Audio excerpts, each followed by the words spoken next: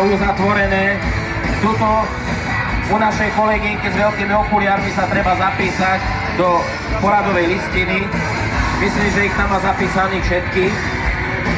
No a ja by som vám chcel povedať, že máme tu dvoch členov komisie, ktorá bude o kvalite motocyklov rozhodovať, a to je pán inžinier Turány, tuto dolu. Potom je tu druhý člen komisie, Jono Hambálek z Trnavy, a potrebovali by sme tu ešte niekoho tretieho z vás, niekoho, ktorý je skutočne mimo profesionálnu branžu.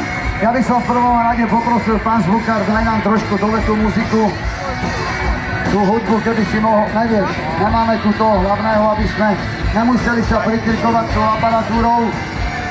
Po prípade,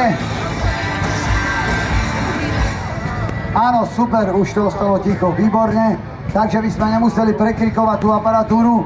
Takže ako bolo povedané, pán inžinier Turáni a Jono alebo Jozef Hambálek z Trnavy, majiteľ firmy Bikers Centrum, ktorý stavia motorky, postavil aj tohoto bieleho diabla pre jedného nášho kamaráta dobrého.